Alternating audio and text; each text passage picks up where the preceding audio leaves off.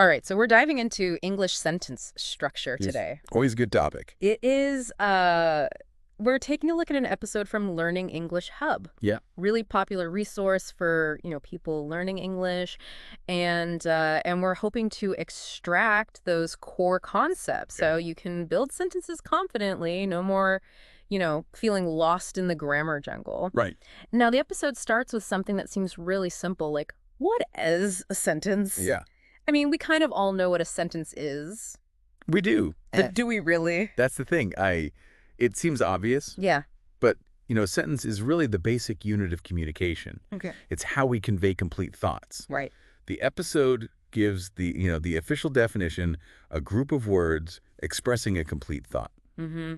And that completeness, that's really crucial Right. for clear communication. So it's more than just, throwing words together. It's Yeah. like there's a reason for the structure. Absolutely. It's like the difference between just throwing ingredients in a bowl and following a recipe. That's a good analogy. Sentences have structure for a reason. So they do. And the episode emphasizes the subject and the predicate as the two key building blocks. Okay. The subject is, what this sentence is about, and then the predicate tells us what the subject does. Or is exact. So it's like that simple example. I eat breakfast. Yeah, classic. Subject, predicate, eat breakfast. Perfect example. Pretty straightforward. Right. But here's where it gets interesting. Okay. The episode presents 5 common sentence patterns, almost like formulas for building different types of sentences. You're making grammar sound like math class. Uh-huh. A little bit. But I'm intrigued. What are these formulas? All right. Well, the first one is as basic as it gets. Okay. Subject plus verb. Okay. Pure action. Mhm. I run. He laughs. The dog barks. Okay, so just a subject doing its thing, but most sentences are a little more complicated than that. Absolutely. That's where the other patterns come in. All right. We can add an object to the mix. Okay. Subject plus verb plus object. Mm. So instead of just I eat, we get I eat apples. Now we know what's being eaten. Exactly. Right. So the object's receiving the action. Right. Okay, that makes sense. What about describing things? Good question. Yeah. We have 2 options for that. Okay. We can describe the subject with an adjective. Okay. Subject plus verb plus adjective. All right. He is happy. The sky is blue. So we're adding a little more, description. A little flair. A little flair. To the sentence. And what's the other option? We can describe the action itself. Oh. Using an adverb. Okay. So subject plus verb plus adverb. Mm-hmm. Instead of just she sings, we get she sings beautifully. So the adverb tells us how the action is performed. Exactly. Okay, details matter. What if I want to give more context, like where something is happening? That's where the final pattern comes in. Okay. Subject plus verb plus prepositional phrase. I sit on the chair, or they walk towards the park.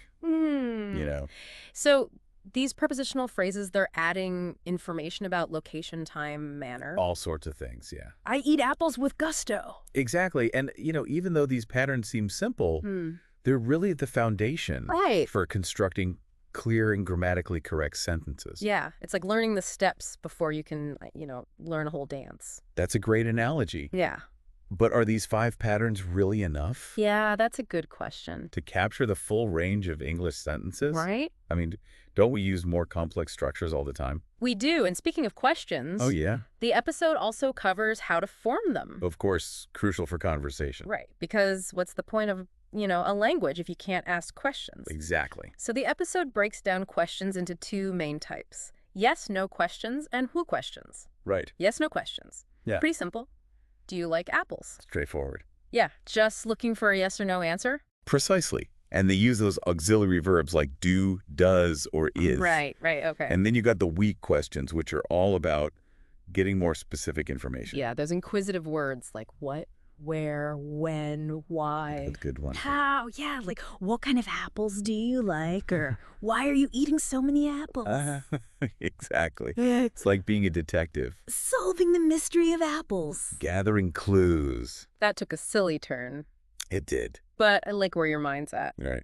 Now, before we move on to those common grammar pitfalls, I have to ask, what stood out to you so far in this deep dive? It's fascinating to me how these simple sentence patterns really reveal the underlying logic of English. Yeah. Like that consistent subject-verb-object structure. Yeah. It's a framework that we use constantly We do. without even realizing it. It's like a secret code that we've already cracked. We have? But now we're aware of it. Right. And now we can use it to our advantage. Exactly. And that's what's exciting. Yeah. Understanding the why behind the grammar rules. It gives you so much power. It does. Over the language. And that's the power we're going to unlock even further as we go into those common mistakes and how to avoid them. Can't wait. Stay with us. All right. So we've got like the blueprints now for building good sentences. Yeah. But, even if you have the instructions, putting together, IKEA furniture. Yeah. Sometimes things go wrong. For sure. So that's a great analogy, actually. Is it? Because that's what the Learning English Hub episode is good at. Yeah. It doesn't just tell you the rules. It helps you anticipate and avoid the common mistakes. The pitfalls. The pitfalls. Because, let's be honest, even native English speakers mess up sometimes. Oh, all the time. So where do people usually trip up? Well, one of the biggest culprits is word order. Oh, really? Yeah. In English, we're pretty strict about that subject, verb, object structure. Yeah.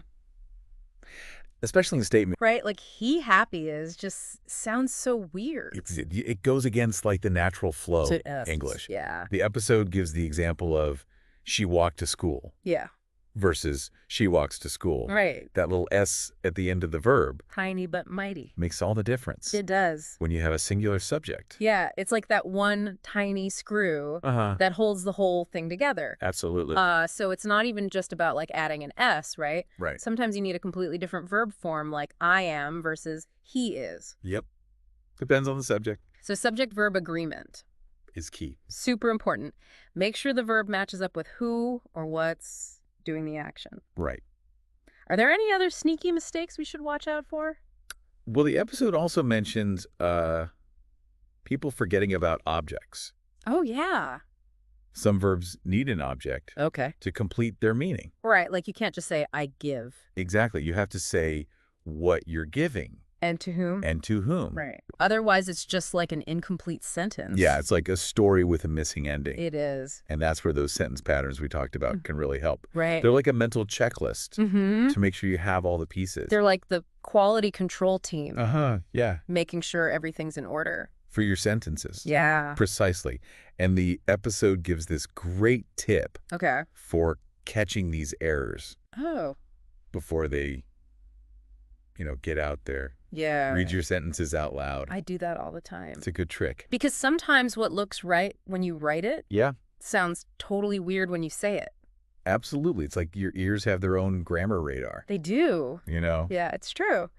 So I'm definitely going to make that a habit. Good. So we've covered the basics. We have. We've covered the patterns. We've even covered the pitfalls. Yep. But beyond just like, sounding right. Right. Why does all this matter? Yeah, good question. What's the big picture takeaway? Well, it's all about communication. Right. Being able to construct clear and grammatically correct sentences allows you to express your thoughts and ideas effectively. Right. Whether you're writing an email, having a conversation, or even just thinking to yourself. It's like the difference between trying to explain something with just gestures and grunts and like actually being able to use words. Exactly. Yeah. And when you can communicate effectively, you can really connect with others. Yeah.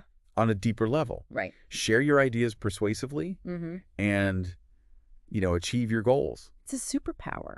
It's a fundamental skill. Yeah. That empowers you. In so many ways. In countless ways, yeah. I love how the Learning English Hub episode really emphasizes that this isn't about passing a test. Right. It's about real life. It's about application. Yeah. Using it in the real world. Well said. Now, the episode also gives us some homework. I know, right? What kind of exercises do they suggest? They suggest we flex our sentence, building muscles. Okay. By writing 10 sentences. Right. Using those 5 core patterns we talked about. So, really mixing it up with different verbs and objects and adjectives. That's great. The whole 9 yards. I like that. It's a good way to solidify those concepts. Absolutely. It's like, you move from passive understanding to active application. Yeah. When you actually try to use it. It's one thing to spot a subject and verb in a sentence, but it's another thing to to create your own. Create your own. Yeah. Oh. And it encourages you to experiment with different vocabulary. Right. Really internalize those patterns. Yeah. And who knows, you might come up with some really creative sentences. That's the fun part. Yeah. And then they suggest we try our hand at questions. Okay. Create 5 yes/no questions and 5 hi questions. All right. And even practice them out loud. I love that. Yeah, because speaking it out loud adds another layer of learning. It does. You know, helps with your pronunciation, your intonation, even building confidence. Yeah, for real-life conversations. Right, like actually having to ask someone a question. Exactly. You've rehearsed it in your mind. You're ready. You're ready. And as they say, practice makes perfect. It does. The last piece of homework is a fun one. Find a friend or family member to practice with. Oh, that's a good idea. Yeah, because teaching someone else is a great way to reinforce your own understanding. It is. Sometimes you don't realize. Yeah. You know how well you know something. Until you try to teach it. Until you try to explain it. It's humbling. It can be, but it's also really illuminating. It is, yeah. It forces you to think about it in a new way. Yeah, to think about it in a new way. And strengthen those neural connections. Right, like you become the teacher. Exactly, your own little mini learning English hub. Haha, exactly. All right. But before we wrap up this deep dive, I want to touch on something the episode mentions at the very end. Yeah. They remind us that we've been focusing on simple sentences. Right. But there's this whole world of complex sentences out there. There's a whole other level. And they leave us with this question. Okay. What makes a sentence complex? And how can we start building those? That's a good question. Yeah, it's a good question to ponder. For next time. Yeah, it's like they've given us the key to the next level of language learning. I have a feeling those 5 basic patterns are going to be really important. Oh, they're essential. As we move on. Yeah, they're the foundation. They're more complex structures. So this deep dive has given us, a good foundation. a fantastic foundation. Yeah, we've learned to identify the core components of sentences. We've explored different patterns. We've talked about mistakes to avoid. Yeah, we've demystified those grammar rules. Hopefully. And we've learned how to actually use them. Exactly. In real life. And remember, yeah, language learning is a continuous process. It is. So keep practicing, stay curious, and don't be afraid to make mistakes. That's right. You got this. You got this. And hey, maybe someday you'll be teaching others. Oh, yeah. The art of crafting beautiful sentences. That'd be great. It would be, wouldn't it? All right, that's it for today. Thanks for joining us on this deep dive. That's been fun. It has. Until next time. Antika.